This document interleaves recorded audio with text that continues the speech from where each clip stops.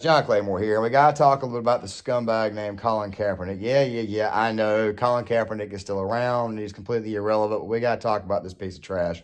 So let's go ahead and discuss this. So right now, Colin Kaepernick is being given a Netflix special, which probably nobody's going to watch, where he discusses the fact that the NFL combine, the draft combine, is akin to slavery.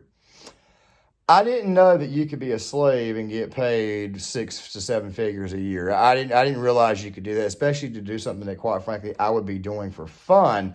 I didn't realize that it could happen that way. Now, guys, we will discuss the NFL Combine and why it is that Kaepernick's just throwing another dumbass take out there.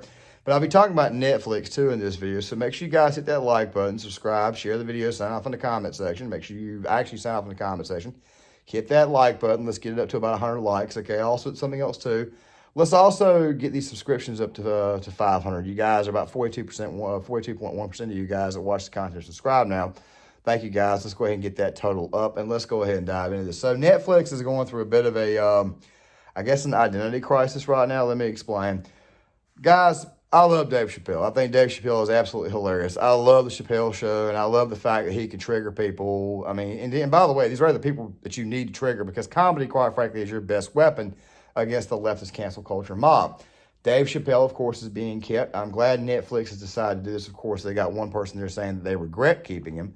But I love the fact that Dave Chappelle is still there. However, then they turn around and they allow some woke, stupid crap like Colin Kaepernick, which, by the way, won't sell at all, to come out here and release this whole video talking about how the NFL draft combine is akin to slavery. First of all, you live in America, okay? In America, you have freedom. Part of that freedom is the pursuit of happiness. If you want to play football for a living, even though you may or may not go to the NFL, percentages say you won't, you get the opportunity to play that sport, which, by the way, is fun. It's fun to watch most of the time, except until recently with politics getting involved, which, by the way, we need to get politics out of sports. But you get to do that, and you get to go to college, you get to go to the NFL draft combine, and you get to perform in front of scouts, and they choose who they want, who they're looking at, who they got their eye on draft night. That's not slavery at all. That's actually an opportunity for you to go out there and showcase your skill set. Most people can't do this, so you need to consider yourself lucky. Also, if you get drafted by a team, especially if you get drafted in the first round, you get a 5-year contract, which means you get a 4-year deal, and then you get a 5th-year option, okay? That's normally your largest payout, too, is normally in that option year, and it's usually guaranteed money. If you get drafted in the 2nd, 3rd, et cetera, you then turn right back around and get a 4-year contract where you still get paid pretty good. So I didn't realize that you could be a slave, yet you're making 6 figures a year. By the way, that 6 figures could turn into, guess what, 8 figures a year. You see what I'm saying? You see, Kaepernick, once again, is over here throwing another BS narrative out there. And you see, guys, I'm going to be doing a video later on this year to kind of wrap everything up this week, because I talked about this in my previous video about the Braves. Everything that they are doing is trying to create a race war. That's exactly what this is. The question is that not as many people as they think would be buying into this are starting to buy into it. You see, nobody's really wanting to buy into this crap, and they shouldn't buy into it because it's all a bunch of bullshit. This is all this is. It's just another starting of a race war. Now, let's talk about Kaepernick for one quick second. It was discovered that since Colin Kaepernick has been out of the NFL, he has made $43 million. $43 million off of Nike. $43 million off of hoaxes, $43 million off of staged events like his NFL, I guess it was his tryout for the owners, so that way he could see if he could get onto a team. He's made $43 million off that, and he does no physical, actual work. Now, guys, we all know the real reason why he's out of the NFL had nothing to do with him kneeling. It had to do with the fact that he sucked, okay? In 2014, NFL defenses had figured him out. You see, Kaepernick was what we call a read option quarterback. And when he came into the league in 2012 when Alex Smith went injured, by the way, the 49ers were doing very good when Alex Smith was in there. I'm not saying they would have won with Smith.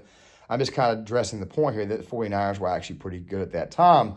Kaepernick came in, had a good year, and then the following year, which, by the way, is normally the ceiling for a read option quarterback. Now, Lamar Jackson somewhat proving us wrong to a certain extent, but Lamar Jackson is kind of a special case, in my opinion. Same thing with Russell Wilson.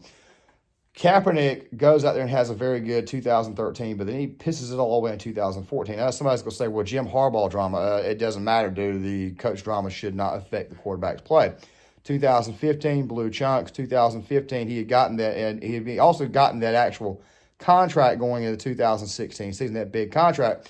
And the 49ers realized that they had made a mistake giving him that contract back in 2014. And I think that the whole kneeling was nothing more than a stunt, not to mention the fact that he had a new girlfriend who was very, very anti-American and all that stuff there. And see, Kaepernick, the real hypocrisy of Kaepernick is this here. He was raised by a white family, a white suburban family in the state of Wisconsin, one of the whitest states in the country. But yet he pulls this crap here. By the way, he was adopted, as you guys have probably already figured out. He was adopted and taken in by a white family. But yet he's crying racism every chance he gets. He has $43 million in his account, probably more than that because he had millions of dollars from his previous contract, which, by the way, the Niners are probably still paying some of that contract on because a lot of that money is guaranteed and they have to pay Kaepernick. So this right here is just another hypocritical piece, another hypocritical rage bait take. That's all the hell this is. And once again, it's just further proof that these people are actively trying to start a race war. Guys, John Claymore here. I do want to end this video on a couple of quick updates. Until I can actually get physically to work, which it should be this week here. It didn't happen last week. What I'm going to be doing for the time being until I get some word is I'm going to be releasing videos at right around 2 o'clock, 4 o'clock, and 6 o'clock. The 6 o'clock video is either going to be my third video for Claymore or it's going to be a video for Commander 33. I will be doing a take on Commander 33 today. And I will also leave the link in the description box or in the comment section for you guys to go check out that channel. That channel is more for my more veteran-related takes, more military-related takes, prepping, things of that nature there.